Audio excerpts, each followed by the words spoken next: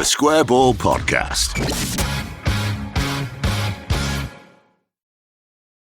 Welcome to the show. This is brought to you in association with Levi Solicitors. There is a 10% discount on your legal fees at levisolicitors.co.uk/the Square Ball. Dan here with Michael and Rob.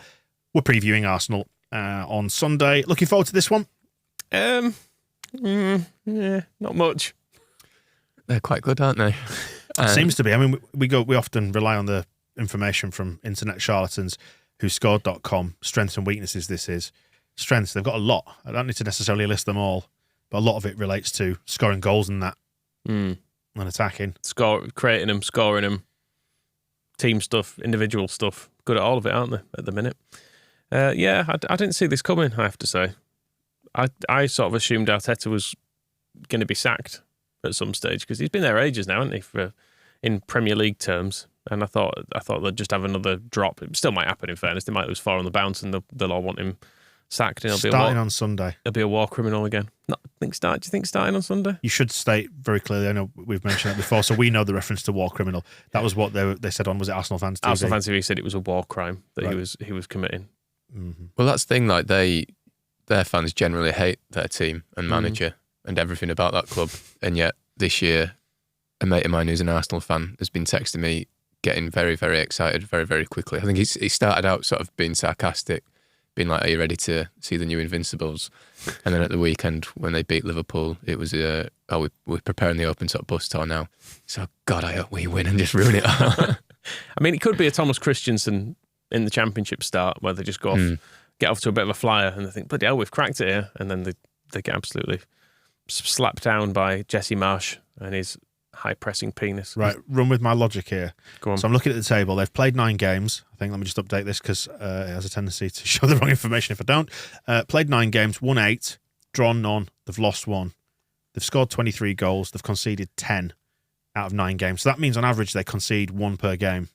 If we get that 1 per game first and then get another one and don't concede 1, we might win.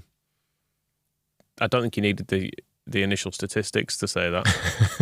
I think that would have remained true. Could have pared that one down. That's maths. That's how it works. Yeah, we always play badly against Arsenal, don't we? And last year, the home game was a bit of a horror show. They destroyed us in the first half. I think it could have been about 6-0 by half time, as I remember it. Yeah. I mean, we did have a load of kids out that day, didn't we? Yeah, it was drama at right back. Koch was playing. He wasn't fit, was he? But I think he was the only centre back we had, and he'd not played since the opening day. So he came back in. Joffy and Roberts were the 2 central attacking players. Because did Rodrigo have COVID or was he just injured? I can't remember. Bamford was obviously injured. Harrison went off injured. Somerville came on. Then McCarron came on for Somerville later in the game. Yep.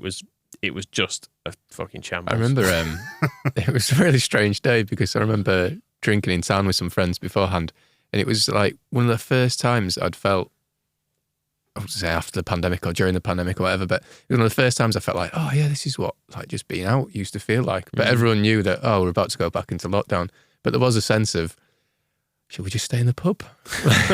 Because we knew what was about to happen. And it's just before Christmas as well. It's one of the few chances you're going to have a nice time before they shut it all down again after Christmas. I dodged COVID that day because I was due to doing the match ball and selling the mag before the game. A lot of my mates went out and I was going to meet up with them afterwards, but they were all like leathered on the way home by then.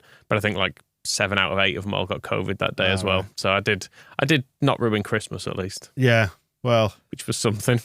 Yeah, that was not pretty. Yeah, now I've just had loads of memories flooding back from that dreadful game. Yeah, because we were lionised by a lot of other fans on Twitter at that point for not cancelling our fixtures, which a lot of other clubs had done.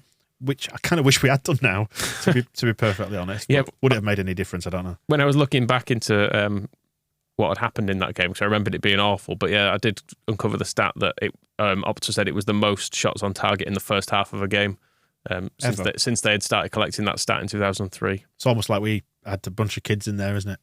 I mean, it was bad as well. Like it was. I remember Martinelli just constantly running past. There's drama on that side, and then was Saka also just destroying us as well? I just remember the whole thing. Odegaard had loads of space. Odegaard just kept dropping into spaces. I was thinking, why isn't somebody getting him? Yeah, it was horrendous. It was awful, wasn't it? Yeah. Or what he'd do is he'd just drop it into space. And then because we were still under Bielsa at that point, weren't we? His marker would follow him, but not closely enough, and he'd just turn away from him, whoever it was. Probably Robin Koch or something. I don't know. Yeah. It just not a fun day out. It was bad. So that was 4-1 and could have been a lot worse. The 2-1 defeat away could probably have been worse as well. I know we scored a late goal, didn't we, to make it look tight, but I think the reality of that game was that it wasn't tight. Well, I had the bent ref not sent off A-League, then we would have won that. It was a borderline red. Same ref. It's the same ref, isn't it, this weekend? Oh, was it? It Right. is, yeah. Yeah. I mean, we hilariously imploded in that game. 20 minutes, 2-0 down. Melier gave Nketiah that goal. And, Aylan just going 2-footed through one of their players. It was like should we just go home now? It was that day was very much like, I think we might be going down here. Yeah. Because their heads had gone, hadn't they? I've got a feeling Burnley were starting to pick up a few points at this stage as well, having looked dead and buried. So it was one of those where you think, we're kind of knackered here. But we weren't. Well, the one glimmer of hope going into this, and I always, try and cling on to this, even though I can't say I'm particularly looking forward to this one. You've got a feeling you know which way it's going to go. But then we all felt that going into Chelsea. So you never know. With a team that's going to come and play against us, if we can do our jobs well and things go well, there's a sniff in there for us. Okay. Well, there is, isn't there? Otherwise, why are we going? Yeah, I'll turn up and convince myself we're going to win. I mean, I remember the game last December, actually passing you in the street, walking up towards Ellen Road, and quite drunkenly saying, we're going to win, it's going to be magic, something's going to happen. And you just sort of looked at me like, you're an idiot. But that's what happens when you go to football. Okay, Rob. We get to see Ben White again, who's now a right back. Yeah. That's weird, isn't it? The Love Island Maldini, I think, as he's been christened by the Arsenal fans. He has just got progressively more tanned. I think he arrived at Leeds a bit tanned, and then he just became more and more orange. Well, he's further south now, and it's obviously sunnier down there in the capital. That is true. So he's been getting out, getting some rays, getting some more tats. But yeah, you look at him now, a good player, wasn't he? Really, would like to have kept him. Yeah, and you can see why Brighton didn't want to sell him. Yeah. So where can we get some joy in this?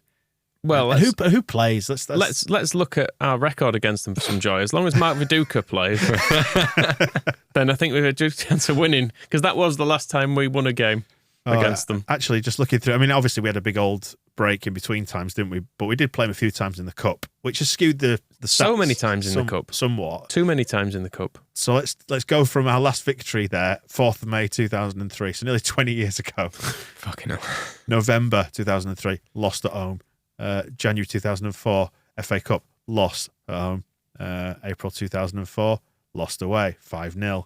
January 2011, FA Cup, drew. That was fun, wasn't it? You remember that? I was at that. Yeah, it's good, wasn't it? Lost the replay back at Ellen Road. January 2012, lost in the FA Cup. January 2020, lost in the FA Cup. November 2020, drew in the Premier League. That's exciting, isn't it? And then lost. Don't need to go through them all. Yeah. I mean, but the tide's got to turn sometime, Michael. Martin Keown was playing last time we beat Arsenal. David Seaman was in net for him. It's a long, long time, is what I'm saying. Is that correct, this stat? 9 wins from 45 games in your lifetime? Yeah, I looked at when I was on the little 11v11, a good website. We can look up teams' records against each other over the years. Yeah, I totted him up.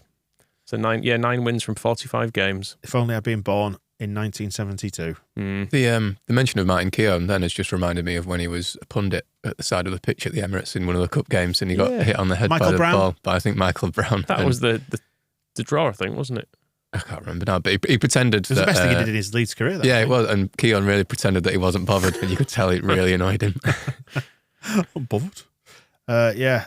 Chris Kavanagh, referee. Yeah, he's the guy who he gave Chelsea 2 penalties against us then last season. And Tierney's on VAR. Our friend Paul Tierney. He wasn't that bad, was he? He wasn't that bad. He shouldn't have booked our fullbacks and should have sent off Decore. What we want is more stuff in our favour and less in theirs. Who's playing for you in this game then? Who's up front? Probably Bamford. It's going to have to be Bamford because he needs to play his way back to fitness and form, doesn't he? I hope Sinistera comes back in and Rodrigo drops out. Yeah. I think other than that, it'll be the same, won't it? Unless Firpo's fit. He won't be fit. And also, Strout's been about our best player playing at left back. You wouldn't take him out, would you? No, no chance.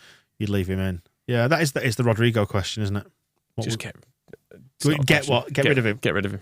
Just drop him. It doesn't work. It doesn't work there. If we think Bamford is the man up front and he needs to get some match fitness, he needs to play some games. And actually, if you look at it logically, this is probably one that you have down for 0 points anyway, so let him have a game and try and get fit and try and get a bit of form back. But I just don't ever want to see Rodrigo. We've relegated this to a training exercise. I don't ever want to see Rodrigo playing at number 10. No, I agree. Yeah, I'm quite happy that we're back to just being thoroughly underwhelmed by Rodrigo. I thought we were all saying at the start of the season, those few goals, not falling for it. And he was playing as a striker, wasn't he? Yeah. For quite a few of those. If we play him up front, or we start him and Bamford comes on, or vice versa, I'm kind of all right with that, but not a 10. Please, God. Is the little Yank Badger, is he going to play at 10, do you think? Then? Probably, move back inside, Sinistera playing right, Jackie on the left. And I hope Sinistera just stands out wide. So someone is there. You don't sound very happy at the minute, Michael. No, I'm sick of it. Stupid game. Come on, Rob. Give me something positive to think about here. I mean, other than blind optimism, which I do have, and that's what I'll bring. But it's not based on anything. If that's what you youthful idiot. Sinistera, I don't know. He's got some magic in his boots, hasn't he? And we need something like what happened against Chelsea, where their keeper just gave us a goal. A madness. Was it? Who was it saying we needed a madness? Was it you? Yeah. I don't know if it was. I can't remember if it was on a podcast or before. But yeah, it needs like an early red card and a penalty and stuff to go wrong for Arsenal. A 3-goal head start, something like that. Yeah, something like that. Yeah, in a straightforward footballing contest, you would expect us to lose this one, wouldn't you? But if, as happened with Chelsea, as you just said, Rob, if we can get a madness to happen, unbalance the opponent, you never know, do you? I'm a bit concerned about the big pirate, as good as he's been at left back, because Saka's dead good, isn't he? So he might run rings around him. I don't know. Or he could just... He's a lot smaller than him, though, so just bully him. Maybe. Like the Italian fella did. Just yanked his shirt. Just tried to pull his head off. Maybe we need to just... Because they all like Granit Xhaka at the minute, which is wrong. Yeah, it's really weird. So we just need him to do a stupid red card, like 10 minutes in, just 2-foot someone, and then natural order can be restored. I'm sure he should have been sent off like 3 times in the last few years we played him. He seems to always get away with it, Xhaka. Yeah, so there is historical form there, and it's funny how these patterns do have a habit, weirdly, sometimes of just reproducing themselves, don't they? I think the pattern that will reproduce itself, it's going to be that column of 4 losses in a row, probably. But you never know.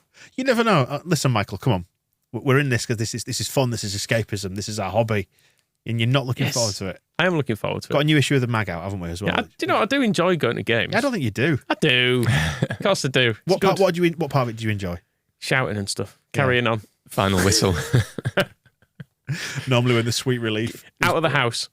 Shouting some swear words. All good fun. Great fun. Rob, anything to add to that? No, to be fair, they're 2 of my favourite things as well. So, You can step onto the street and shout as well, but... People frown upon it more than they do in a football stadium, don't they? Yeah. I think so, yeah. It's your opportunity to be an absolute idiot. Well, there you go. So go along, shout, swear. And if you're watching on the telly, you can do that as well, can't you? Of course you can. To a certain extent. So enjoy the game. And that is part 2, done and dusted. We will return with Heroes and Villains in part 3. Stick about for that. The Square Ball Podcast.